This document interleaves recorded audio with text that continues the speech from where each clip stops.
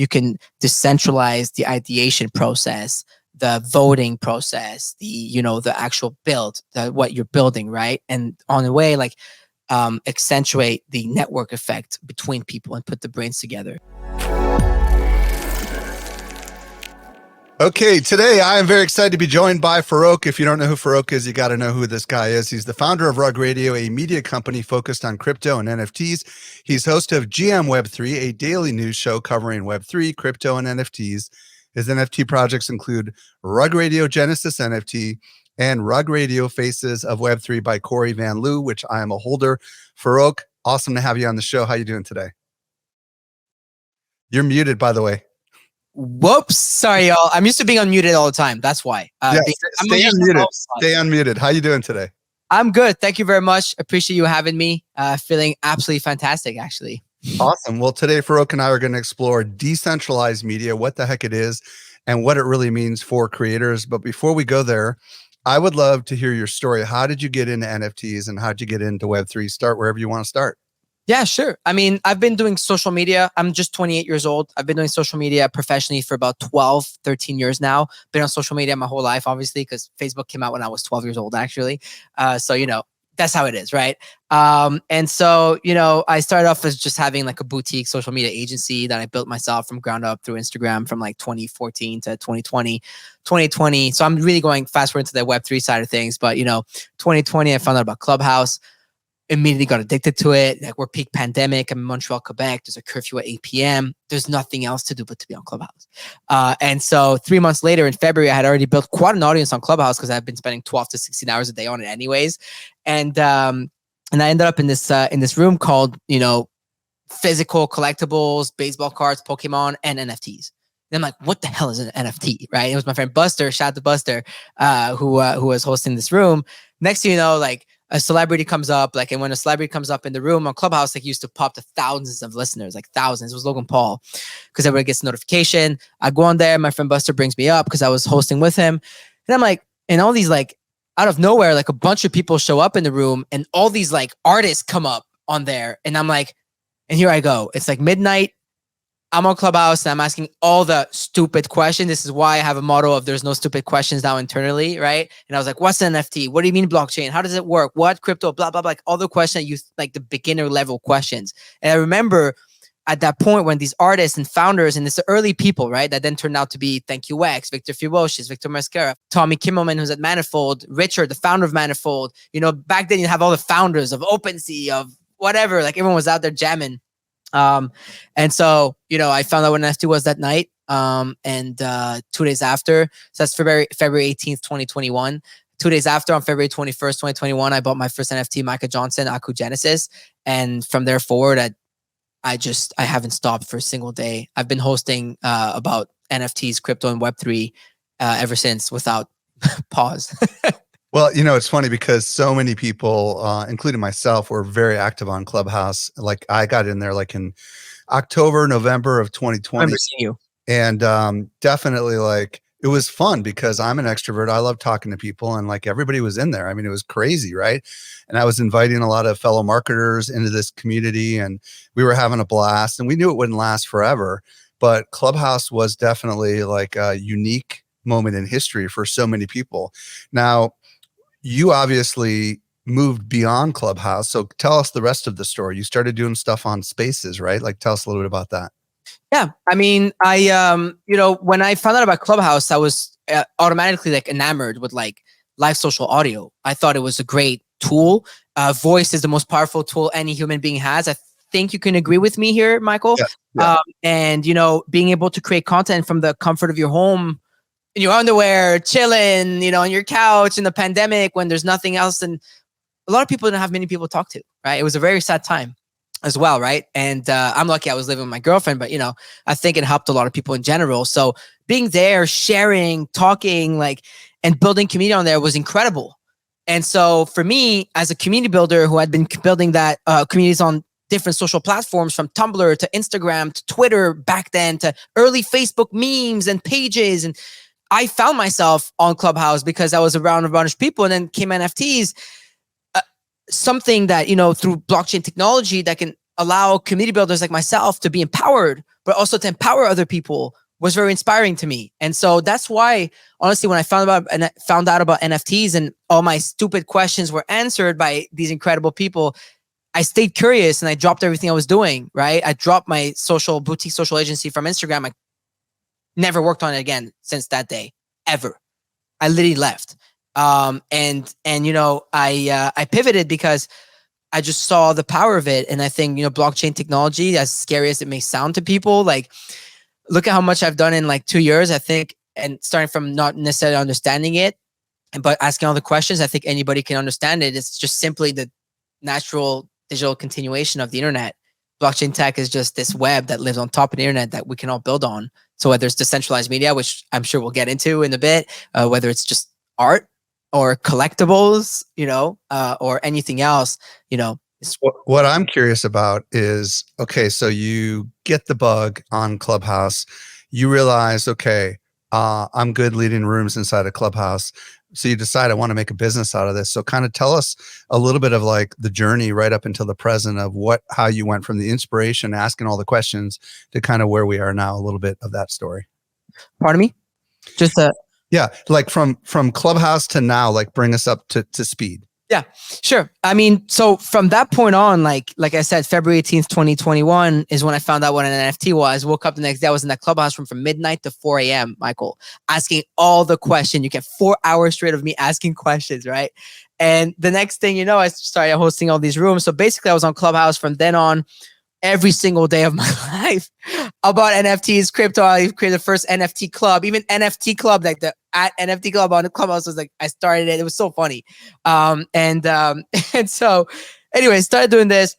And then that summer, which was the NFT summer, right, of 2021, I think a lot of people are aware, but it's when NFTs did about $4 billion of volume in 1 month, I think in the month of August alone, right? And it was insane. It was peak craze, euphoria, crypto is ripping, ETH, Bitcoin, everything's like all-time highs, insane time, right?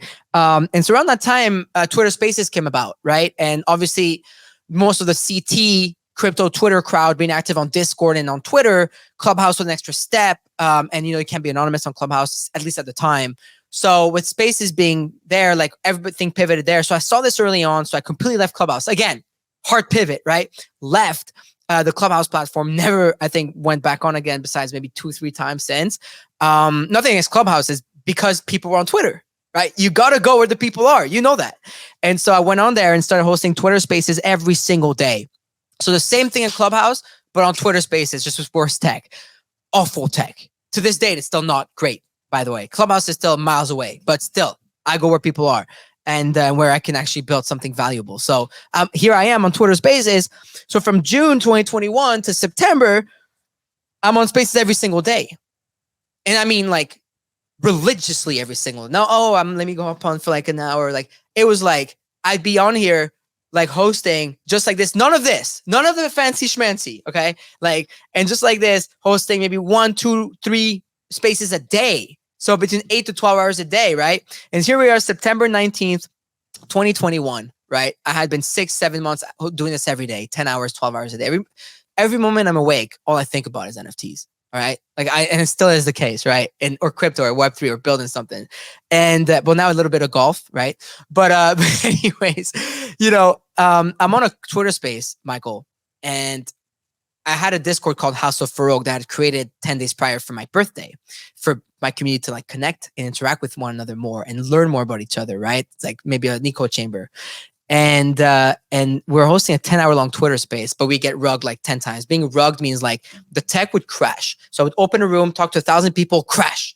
An hour later, go again, crash, go again, crash. But I'm relentless. So then I was like rugged and back, because that's a slang, right, in crypto. And then I go, wait, why don't I call this thing Rug Radio? Because it's radio, right? It's audio, it's broadcasted live, and it's cool, right? Rug Radio is a play on words. And then someone in my Discord hours later goes, it sucks I have to go to sleep right now because this conversation is amazing.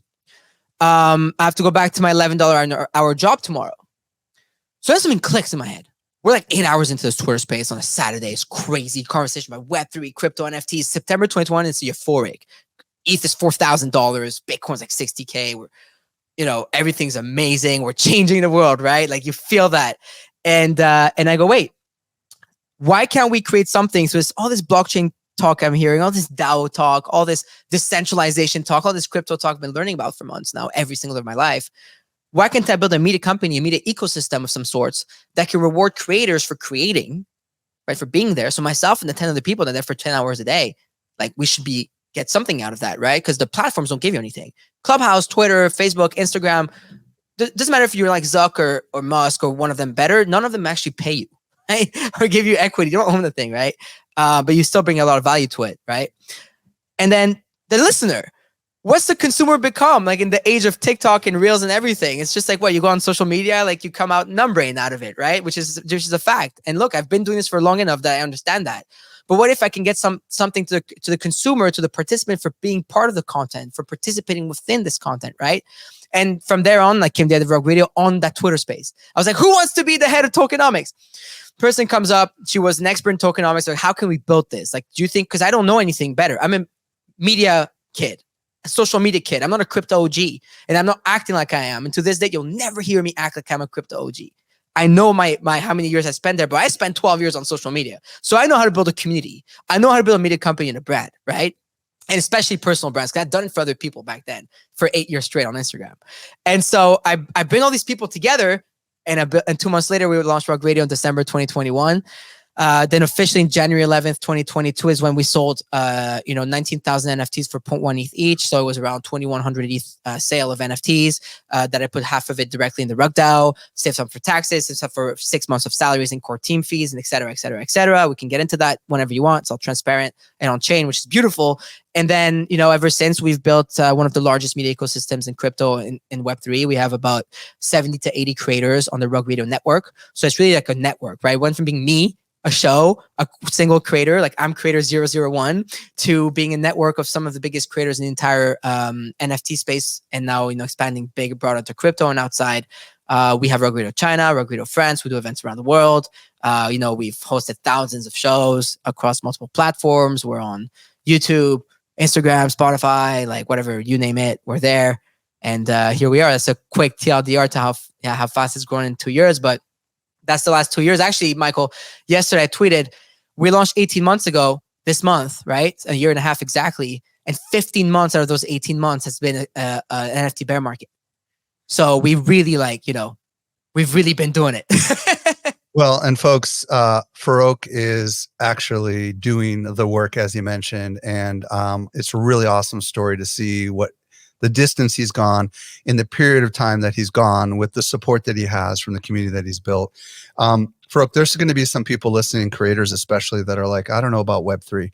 What do you want to tell them as to why maybe they should pay attention to Web3?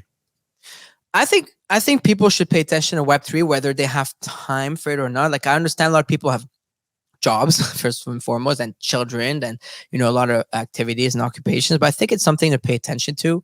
Reminds me a lot of, I know a lot of people will say, generation prior to me would say, oh, remember when the email was born and the internet. I wasn't really part of that because I'm born in 94, but for me it was the rise of social media and social platforms.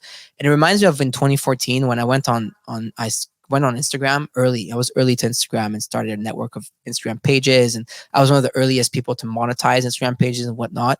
But people would laugh at me and think that Instagram is just to post pictures of your food or your pets, right? Your dog. And I went on national television in Canada in 2016. I told that to people. I said, stop treating it as such.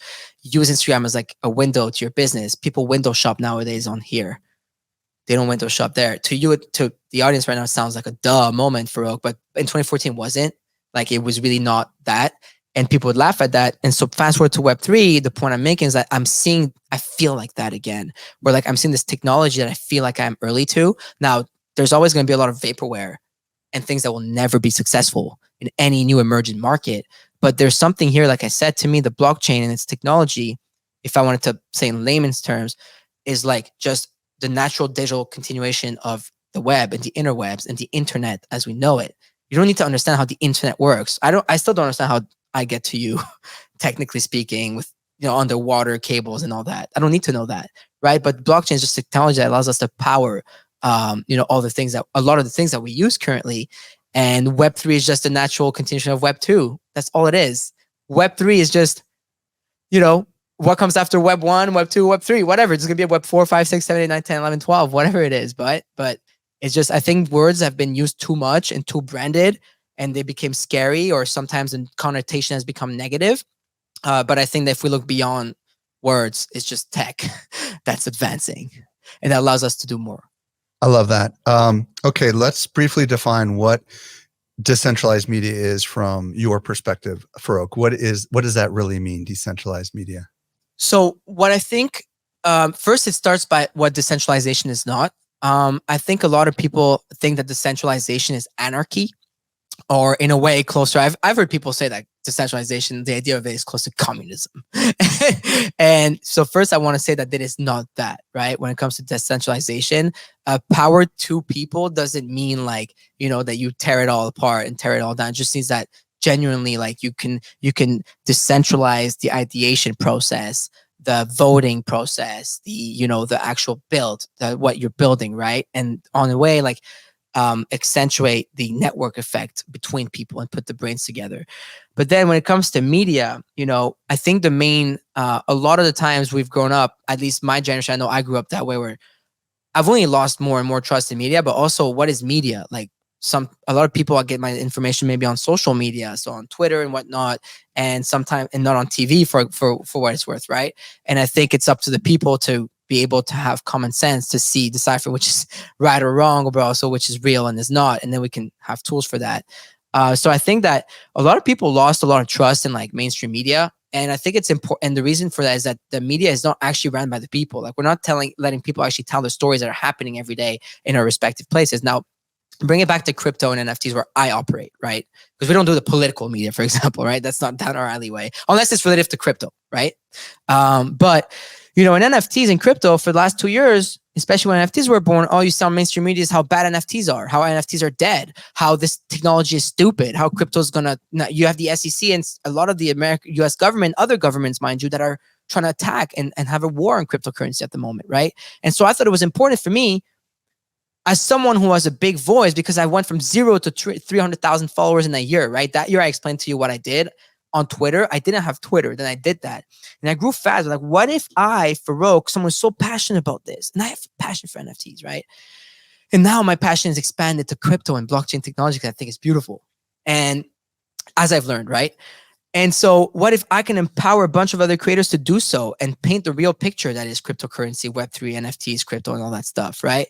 And so decentralized media, in a way, is how do we manage to build a brand that is decentralized, that a lot of people can create on, but also have governance over, which is why we've adopted the DAO model, which is decentralized autonomous organization, which is a Rug DAO. So Rug Radio doesn't have an Inc. or an LLC or something like that in America and USA. It's a Cayman Foundation, because that's one of the only places that allows you to like set up like the proper DAO foundation. A lot of the biggest ones are out there, a lot of the big companies. Wait, where is that located again? Cayman Foundation. So a lot of people do that. Islands or something? Yeah, Cayman Islands, yeah.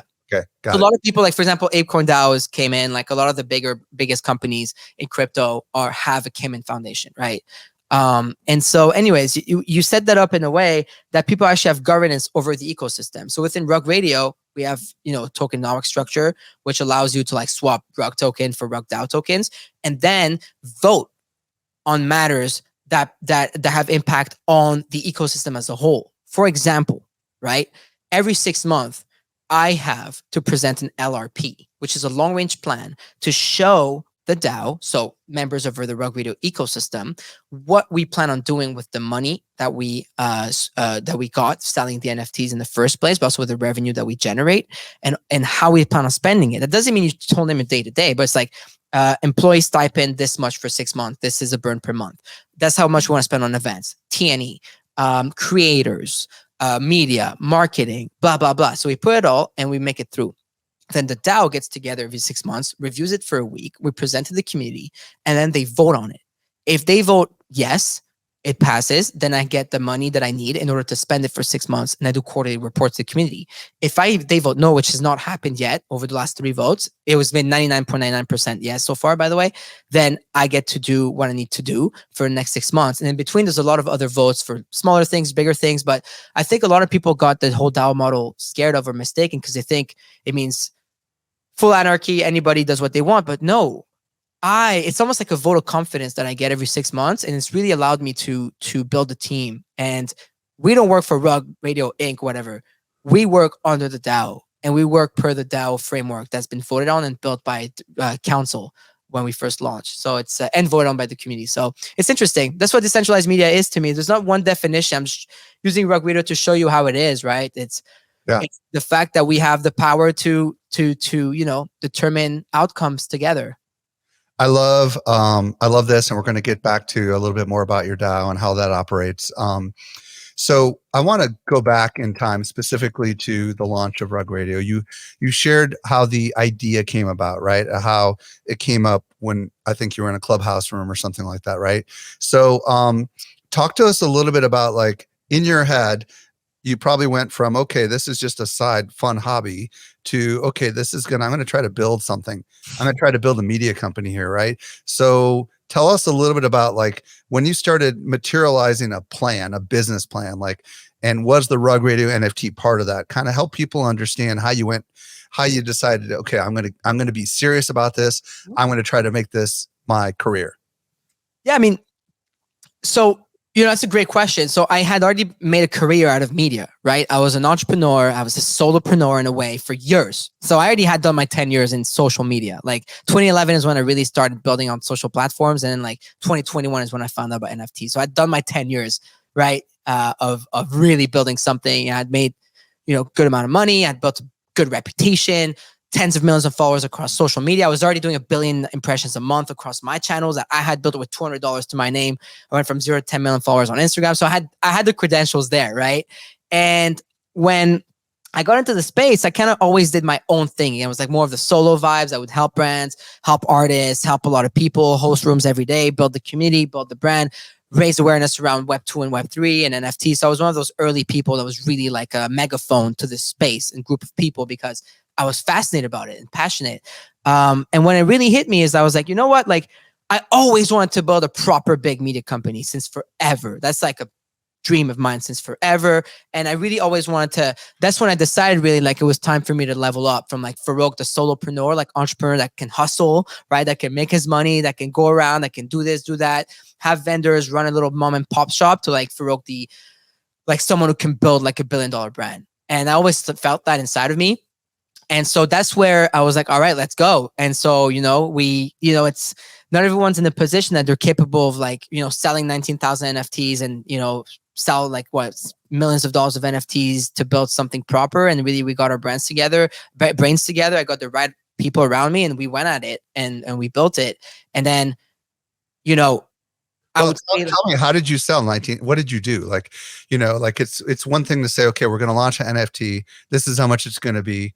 But my guess is you said you surrounded yourself with people that were pretty wise, right? In the NFT space, maybe wiser than you were at this early stage of your journey. Like, what did you do to actually sell those NFTs in the beginning? Oh, yeah. I mean, so remember when I told you there was the idea of on the Twitter space of what we wanted to build? Then we just went to a drawing board for 2 whole months. And for 2 months, we pretty much built like a roadmap of like what we wanted to build. So like we built a whole thing, and I have this infamous thread that's called like WTF is Rug Radio, that got like, I don't know, thousands of retweets and likes and everything. And it was like, hey, this is how we're going to build it. This is a structure. There's going to be a DAO.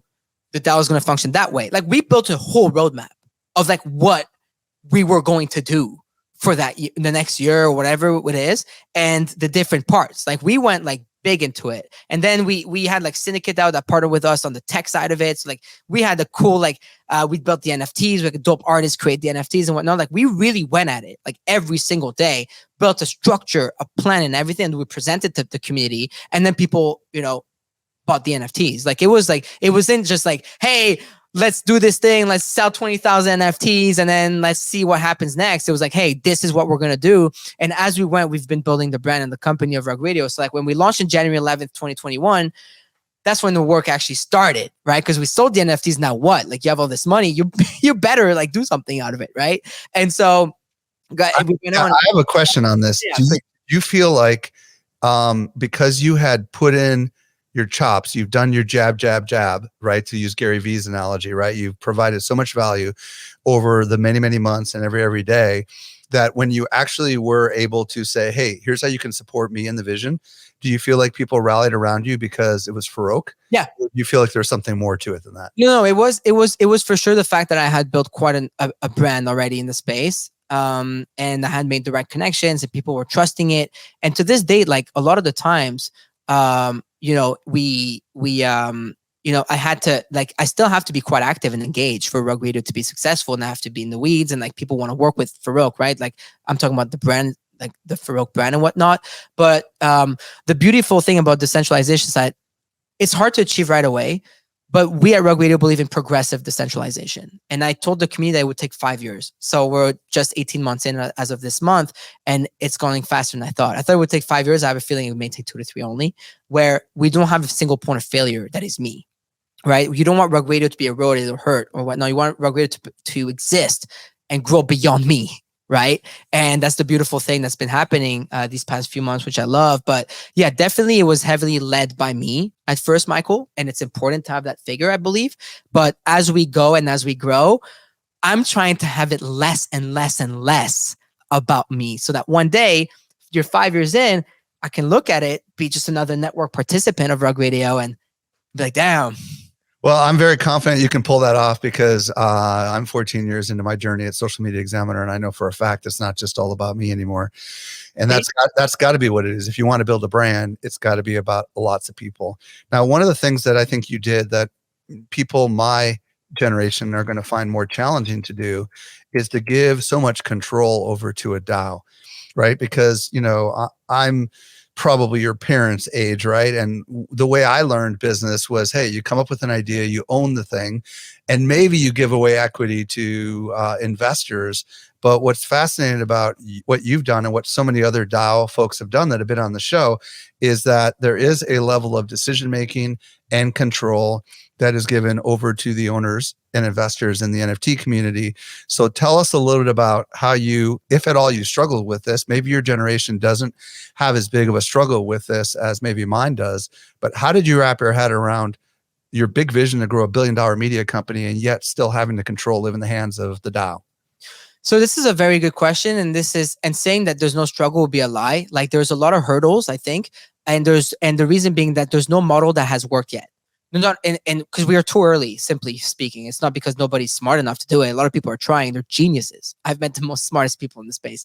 But it's just tough, right? And for reasons that you just said, right? Like, honestly, Michael, like there's so many days I woke up and I was like, damn, you're crazy, Farokh. Because I'm seeing like, I'll see another media company like raise like $20 million at $100 million val, or like sell for like, I don't know how much. Like even if you're like at Barstool Sports to Penn back then, or like the Web2 media giants. And I know this stuff because I've been in the weeds and I know all the VCs, they're all the homies, right? And so we have friends, whether they're VCs or investors or founders. Like I'm a founder, so I get to be friends with founders. So I mingle with you get to see what's happening around you.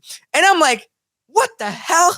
Like some friends of mine think I'm crazy because it's like, yo, why don't you just go the route of like building this thing? You got this thing and you're special. You can build something, sell it, right? Make 100 mil, right? I don't know. Like in the way of me, I was like, that's boring because that means I don't believe in the thing in the first place. In my opinion, that's not an insult to anyone. It's just me. That's how I feel. So it's like, I gotta build this and like, I don't know. I'm not building to sell. I'm building this is my legacy on chain, right? Like, but I fully agree with that. But you started with the vision of a DAO, right? Is it because you saw something that maybe other entrepreneurs don't see? If so, what did you see? I see a road that is much slower to success, but can be magnitudes of order bigger than the regular route. Meaning that when you put that network effect I was talking to you about at the beginning of the podcast, and if you use progressive decentralization to build this network effect within people, you can build a brand that is on 1,000 times bigger than regular. I think that building in the forms of a DAO is like building a company on steroids. Like I have access to so much brain power thanks to the people that support me and us at Rug Radio.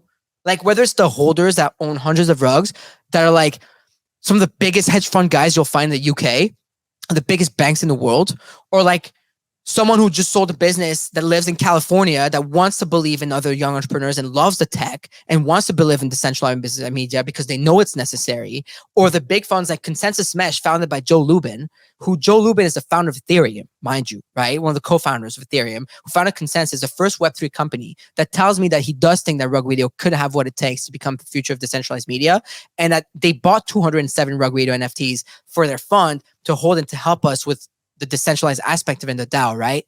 So I don't think I have access to so much, or mind you, the one Rug Radio NFT holder that has one rug or 5 rugs or 10 rugs or NFT that wants to help build and be in the weeds with us. I don't think I'd have that with the regular process. I think what makes Rug Radio special is that I'm trying to do it differently, or else I'd just be another media company, which is fine. We work with all of them, and by the way, we collab with all the media companies in the space. Like all of them, or at least want to collab. We work with them, and so I think like the DAO model is much bigger. You just have to be okay with maybe doing this for 10 years straight instead of 3, 4, 5. And you know what? I've been doing this. This is my 13th year, so I have no problem doing this. Like, as I've spoken to so many people that have struggled, their way through wrapping their head around what does a DAO make possible, right? And one of the things that I think is fascinating is that the concept of a DAO is you've got token holders, right? And they're either holding NFTs or some other kind of token. And because they're holding these, this is, while not a security, kind of has the promises of upside, right? So by people holding these NFTs, they feel like they have invested in you and in your company. And in this case, I'm talking to Farokh or anyone else who's listening, right? And because they made that investment, they want that investment to increase in value. So in that regard, it's not unlike a venture capitalist or an angel investor coming in, right? And saying, hey, I want you to be successful. I've invested a little bit in. So that part is kind of, it shares in common. The part that, and that part makes logical sense to me. The part that I think a lot of people struggle with is, how in the world do you do your voting, and how do you decide who has power, and does Farokh have the ability to veto these kind of things? That's the stuff that I think a lot of entrepreneurs are probably wrestling with. What do you do when you have a organized mutiny on your hands?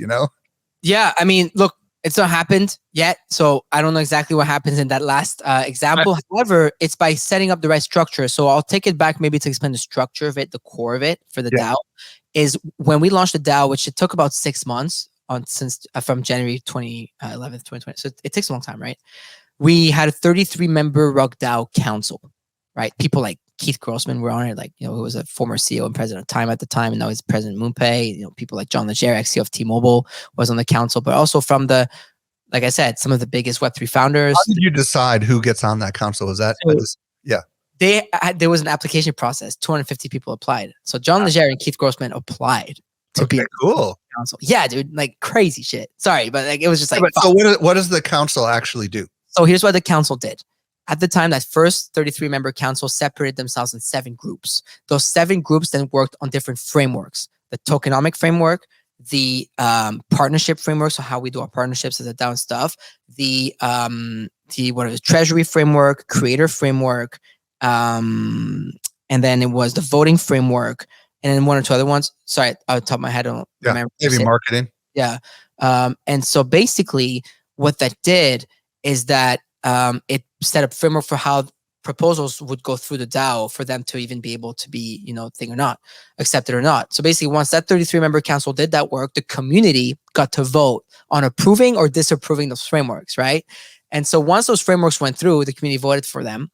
We set up a council that's been changing every 6 months. That's just like 6 or 7 people, right? Because you don't need 33 people anymore. And this is what it's been. This is like how the ecosystem functions, right? Like if you want to do that, it said, like it's in the framework that it said, hey, it's a core team framework. The core team has to put an LRP, which is a long range plan, every 6 months to get voted on. Like this is not rules that I put out there, Michael. It's rules that a group of very smart individuals guided and helped by the core team as well. So we helped in that process. It was a lot of work, right? As a team. This is what we build, and this is how it works. For example, you want to partner with Rug Radio, one of the shows right now, there's a framework for partnerships that says 15% of the revenue that we get a creator goes into the DAO, right? A creator that's on the Rug Radio, if he gets a partnership, 50% goes on the DAO. But if Rug Radio gets the partnership, there's a 10% additional on top of that, so 25% goes into the DAO, right? And then the creator gets paid, obviously with a bigger cut and share going towards the creator. So it's stuff like that, right? That allows us to like navigate and operate within lines. You know what I mean when I say it's not total crazy anarchy? I love this. So originally you got this council of 33 together, right? And were they incentivized in any way? Did they get more tokens as a result of the it was like it was tokens and whatnot, but like they were just also people that are like down to like help. Like a lot of people, like when Rug Radio came out, like I got a lot of support from a lot of people that really believed in the project and the process, and I still do to this date. So super lucky, honestly. But of course, like I had built a crazy network for last year. Right. And then the how does one become a member of the DAO? Become a member of the DAO is very easy now. Like you just have to own our NFTs, and what our NFTs do, the Rug Radio Genesis NFT, it yields token. So we have a 2-token ecosystem. So we have the Rug token and Rug DAO token. And so you yield Rug token getting the Genesis NFT. That's the main utility of it. And then you swap 1800 Rug for one DAO token. And from the moment you have one DAO token and up, you're part of the DAO and you can vote. So how do you, let's talk about this tokenomics a little bit. So it's the original Genesis NFT, Rug Radio NFT, that is the one that gives you the ability to earn tokens. Yeah. And is it based on a activity or days, or how does that work exactly? So how it works at the moment is that you get, if you have a standard Genesis NFT, you get 5 tokens per day that you have to claim, of course. If you have a scarce NFT, you get 7 tokens per day. If you have a rare NFT, you get 11 tokens per day. And they're emitted through the Rug Bank. And so basically you get tokens, then you have to claim them for obvious reasons. Like you have to go and claim them yourself. These are utility tokens, presumably, right? Yeah. There isn't an exchange for these tokens, right? No. And what about the other? So we can for obvious reasons, like the legal reasons. So we don't partake genuinely in any of that. Thankfully, like I also have a great legal team, both in the Cayman Islands and out here in America. So it's we can't for obvious reasons partake in anything that has to do with like exchange of the token and whatnot. And that's how do you communicate to the people that are in the DAO? Because that's obviously a challenge in Web3, right? It's on Discord at the moment. Discord, and we do town halls on Twitter and YouTube and whatnot every month. So when these plans, these long range plans you were talking about, come up for review every 6 months, you have this smaller council now of like 6 people or 9 people or whatever you said. And are those people the ones that are like coming up with the plan, and then the DAO has to vote a majority on it? Is that, or how's that work? So the long range plan is something the core team has to do. So it's something I work on with my co-CEO, our advisors, and the team, and we present it to the community. So I work on that. Like, but is the DAO involved with that at all, or no? The DAO is involved in the sense that they get to vote on it. Okay, that's their involvement. So what happens if, for whatever reason, they don't like the plan? Like, I mean, you must have contingencies for this, right? It's never happened yet that the majority has voted no, but if they don't like the plan, I mean, we go back to cooking up a new plan, until they say yes. Like there was one instance where they rejected a vote. It was for a council thing, and they rejected it, and then they told us why, and then we just worked on it and represented it. It's I just like, the thing is like, that's the difference. See, for an entrepreneur, it's like in a private company, you have a plan, you do it. Nobody's telling you not to do it. They're not allowed to. It's like, suck it up, right? That's what's going to happen. And a DAO model, I present to the people, but guess what? Like, I love it. I love the feedback. I think Web3 is. I think it's wise. I have a bunch of people that work for me, and I have a leadership team, and I try to get unanimous approval from them before I make decisions, because I want them to be part of the decision. And we do present it to the company, and if there's not good feedback, then we reconsider those decisions. So in that regard, that's done just with our staff. But what's fascinating with what you're doing is you're doing with the holders of the community. It's crazy, which is really cool. But that means they're part of it, right? And they're going to get behind it, which is really fascinating. I want to get to this network that you're building, right? So you have alluded to it a little bit, that you've got all these different shows and all these different creators in the Rug Radio network. Are all the shows related to Web3? So at the moment, most of them, if not all of them, are, but we're expanding heavily outside. So we're Web3 native media ecosystem at Rug Radio. And so of course, like you have to have a grasp on the ecosystem itself, no matter how much it shrunk over time because of the bear market. I don't care, because I know the bull market comes around, NFTs are cool again. here we go. Everybody's looking at that, right? So I'm not worried per se. Yep. So how are you building this network? Tell us a little bit about what your vision is here.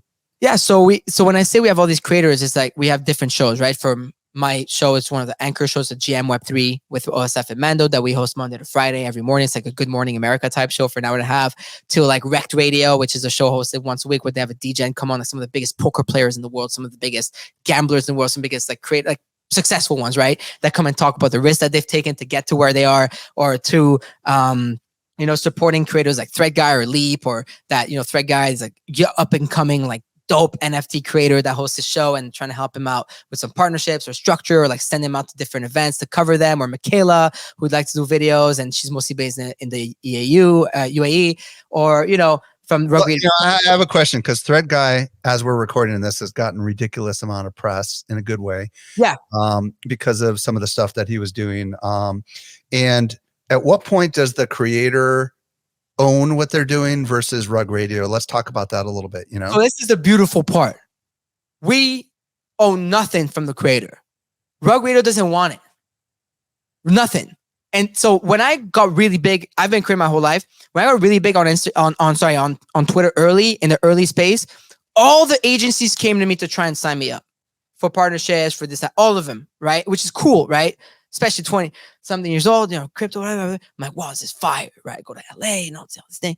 But realize I have what they want, because they want access to this Web3 native, community and everything, not the other way around. And you can work with all of them. And that's not a knock on all of the agencies. I have a lot of friends at them, and they're so good at what they do, right? But there's something that doesn't sit right with ownership of your IP being in someone else's hands in Web3 and crypto. So we don't want anything. As a matter of fact, like, we're a creator first company, and a real creator first company. Like, I don't care to own a video or an IP or something that the creator creates. We've created Rug Radio in a way that instead of being platform first, creator second, and consumer last, you have the consumer that becomes a participant of the network. You have creators, which is the most important people in the entire ecosystem. They're the teachers, they're the educators, right? In society, the most important people are teachers, right? And they're, funny enough, they're underpaid, right? And they're the most underpaid. Creators on social platforms are the most important. They tie it all up together. Would you be on TikTok if there wasn't for all these things, or on Instagram, or on this? No, they're so important, but they get no value, because there's the Zuckerbergs that become trillionaires. Well, rightfully so, because they founded dope things, but at least creators should get something out of it, right? And then you have the platform. But we've built in a way so if a creator gets big, and we support the creators with tools, with people, with a team, with a framework, right? And then the creator, he or she brings value, right? That value goes back to the DAO, that 15%, that 25% goes back to the DAO. Then the DAO continues to bring that value back into the hands of the participants, right? Through different utilities, through different activities, through our token, through DAO governance. And then they keep bringing that value back to the creator. It's a never ending spiral loop craziness of like network effect between all of these things, the participant and the network and the creator and the participant and whatnot, right? And so this is the way Rug Radio is built. And so they don't own like any IP from Farokh or from Mando, OSF, Keyboard Monkey, or Thread Guy, or Michaela, or this or that. As a matter of fact, like, that's why creators want to work with Rug Radio, right? Because all Rug Radio is a tech company that powers media, and that, the different IPs are all the creators on the platform, but you don't need to own. What do you want to say to someone that says, well, so-and-so got big because of Rug Radio, and then they went off and did their own thing? I mean, because I'm sure that's going to happen, and it happens with traditional media. Is that a concern? Oh, dude. But the thing is, this happened Web 2, Web 1, Web 3, whatever you want. Right. It's bound to happen for sure. So be it. Like, there's so many, like, I'm at a stage where like I understand like what we're building, and I'm going to build a brand strong enough that people won't think like that. And if they think like that, then it's their loss and it's on them, and so be it. Like, how do you, if somebody wants to, what's the bar to become a creator as part of your network? Because obviously you've got a lot, and you're going to have a lot more as you continue to grow. Your goals have thousands, right? Essentially, which one day is in the decentralized matter, so we don't have a say on it right now. We're like slow dripping it, so we had like about 80 at peak or something, and we've kind of like handpicked them over 5 tiers. We're in a transition phase as we speak to change a bit of the creator tiers, but how it worked until like most recently is like 5 tiers, 1, 2, 3, 4, 5. 5 being like the top tier. I'm a tier 5, for example, right? And then you have tier 1, which is the hobbyist. So we're going to change things out where like you have a hobbyist creators that can join Rug Radio through the creator portal that we launched. They can apply, they get accepted, yada, yada, yada. They start, right? They don't get much support. They just do their thing. Once we see they're consistent enough, they can pass this queue of like tests or whatnot to get into the next creator tier, which is like an intermediate, like hobbyist, like for fun, like, so, and then you have the professional creator, which we support more. And we have different levels of support that we give out to creators. If you're just a basic creator that does his own thing here and there, you get a Rug token, you know, you get to say you're part of the Rug Radio Network and it's good. Second tier, maybe you get production support or some more tools. Last tier is like, okay, like some creators, like we actually pay, like we have a budget for them, like to pay in USDC, ETH, whatever they want. And then we help them more on the partnerships. Like I have a partnerships team right now. Like my partnerships teams at Rug Radio, like covers like more creators than anybody thinks. Because a lot of them we don't talk about in public, but we really have built like a great partnership funnel network to help support those creators. Because it's just like an artist, like what? You're supposed to be your agent, your manager, you're this, you're that. But the thing is, I always found it too like intense in Web 2, whereas the way I think about it, I'm a creator. It is a creator founded media brand, right? So I'm a creator. I started off as a creator. So I think this is how it helps. So this is how it is to become a Rug Radio creator right now. There's applications. We go through them often. We try to bring on 3 to 5 at a time slowly, right? So it's a slow drip right now, I would say, Michael, but we're going to build hopefully systems to help us like speed that up. But for now, rather, you know, not grow too fast, because I tried it at first. I opened the floodgates, a lot of creators, then a lot of the retention's low or can't cater to them and they're not happy. And there are some creators I'm sure that at some point were not happy or it felt like I didn't show enough love or this, but it's hard because I'm a creator myself too. So putting content out there every day. So slow dripping it right now, compartmentalizing it, building groups, you know, really like cherishing that and building more mindfully is what is helping us at the moment. Farokh, first of all, congratulations on what you're building. You're a very impressive entrepreneur. And I know that some people listening might want to reach out to you. So what's your preferred social? And then if they want to learn more about Rug Radio, where do you want to send them? Yeah, I mean, my preferred social on any platform is Farokh. So Farokh. So I'm mostly on Twitter. You can find me on Instagram lightly. But I'm at Farokh everywhere. And then for Rug Radio, it's at Rug Radio on Twitter mostly. We're on YouTube where we broadcast every single day, Monday to Friday, the live shows, shorts, whatnot. We're on Instagram as Rug Radio Official. But usually if you go to rug.fm is like our hub, like is where you'll find everything. Farokh, founder of Rug Radio, thank you so much for coming on the show and really answering all my questions and helping us wrap our head around what decentralized media really means. You are amazing. Thank you, Michael. Appreciate you.